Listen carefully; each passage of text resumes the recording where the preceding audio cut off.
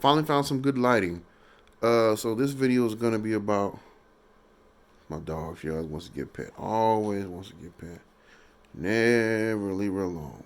Well, this movie is it's about a movie, Smoking Aces. Now came out in 2007, if I'm not mistaken. This is another one of those films that I think I've watched, lack of a better term, to death. So it basically follows Jeremy Piven, who is, believe it or not, a magician turned like mob underboss, I guess. I don't know. But it basically, the thing is, the FBI wants to keep him alive for some reason. You find out later on that it's because of a mob boss who's actually a FBI agent gone rogue. The two happen to be father and son, so they want to keep Jeremy alive to harvest his heart to give to the mob boss. I'm assuming to keep control, or at least have a man inside or something like that. What better scenario is there for somebody whose job it is to administer justice? I guess. Well, that would be a judge, wouldn't it?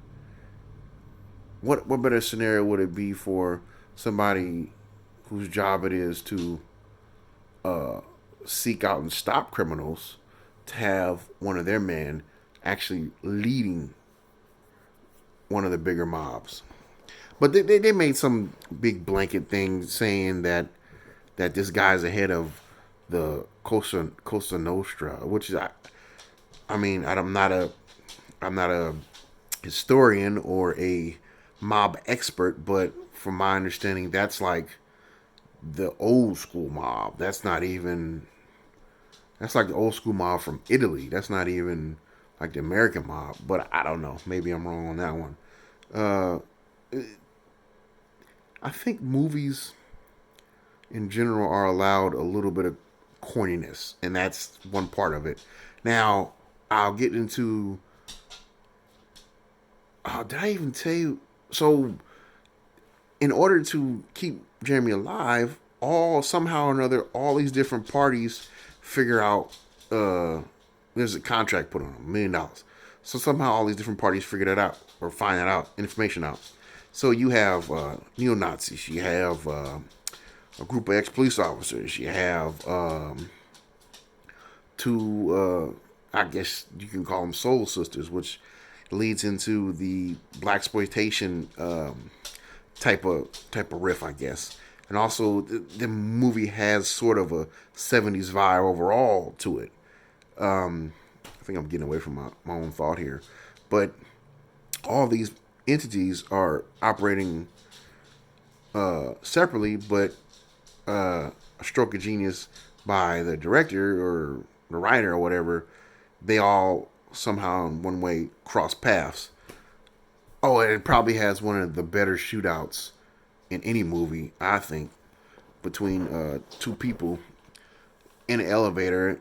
I mean, I don't think I should give too much away, but they wind up killing each other for the most part. There's a little bit of corniness involved in that too, but what I was getting at is, so you have a lot of partnerships here, right? And some of them are even blood related, like family.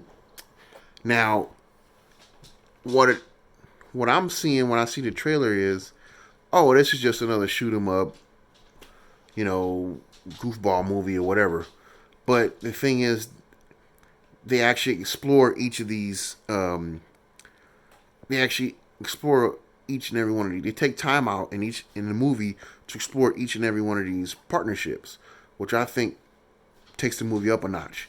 Also, there's a really important scene when Ray Liotta's in this movie as well. Ray Liotta, probably in one of the best mob movies ever made, which is Goodfellas. He's Ryan Reynolds' partner, Deadpool himself. So, um, he, Ryan has just lost Ray Liotta. Uh, Alicia Keys is in this movie with taraji Henson. They're both partners. And coincidentally, not coincidentally, but oddly enough, Taraji has a thing for Alicia Keys in the movie. But she doesn't know where Alicia is.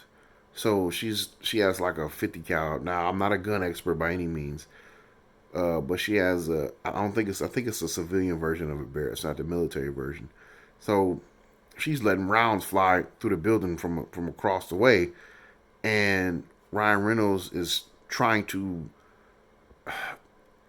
It's a real moment because he's just lost his partner. So he's in that weird stage where you can't exactly grieve. You're just trying to comprehend. So as she's lobbing, I pick this piece of lint off. As she's lobbing bullets through there, because she doesn't know where Alicia is. She's so hysterical over that. Ryan Reynolds pulls his weapon out and fires it, empties it, and then throws it. Now it seems like that would be funny, but there's so much emotion behind that, and I can feel it through those actors. Each one of those, both of those actors did a great job of bringing to life what was written on the page. I say that much. Okay. I also want to bring it up before I forget. Ryan Reynolds, after being involved in not only that shooting, but seeing the crime scenes, because multiple stuff is popping up everywhere in this building. It's controlled chaos at its best. It's beautiful. So after he's told, hey, basically giving a pat on the back, you did a good job, whatever, you gotta get, debriefed or whatever. They actually take time out in the movie again to show him not really understanding what's going on, just trying to comprehend it. They take time to show that, which I think, again, steps it up even higher. Away from this stereotypical shoot 'em up, bang bang, goofy type movie. And I can't leave out the fact that the ex cops, which one of them happens to be Ben Affleck, uh, they get shot up by these neo Nazis. Now, two of them get killed, and one guy actually winds up surviving. Oh God, that's a gem in itself. Watching that survivor's journey uh, uh, back to get on a case, that's a gem in itself. So he winds up at an older lady's house, and she has a grandson who's like I guess he's like hyperactive. I don't know, but that's a gem. That's really a gem. So he winds up getting what he gets. I'm assuming it's a 1911. I'm not thinking it's a 1918. I think it's a 1911. He winds up getting one of those. Really good gun. It's a single stack, 8 shot, 45 ACP. Like I said, but I'm not a gun expert. I just know a few things. So he winds up getting that, and he's missing like 3 fingers on one hand. He runs into one of the neo-Nazi guys, one of the last surviving guys. There was 3 of them. So yeah, they have a conversation back and forth, and he's like, you know what? Forget it. He winds up unloading all 8 shots in the guy's back, which I think he deserved it. That's pretty much the end of that story. Now I'm giving away chunks and bits of it, but I think it still deserves a watch. I've had plenty of movies on here, but I think I need to wrap it up a little bit. What else? What else should I need? What else do I need to talk about concerning this movie? Talked about how I used to watch it a lot. Talked about uh, the great acting in there. Oh, should I give away the end? Nah, I shouldn't give away the end. What else happens in there? I should have remembered the guy's name. It was Ryan Reynolds, um, commanding off, not commanding officer, but just his superior. I should have remembered his dang name, but I didn't because I've seen him in several movies, and he's always pretty good in every role he plays. Too bad.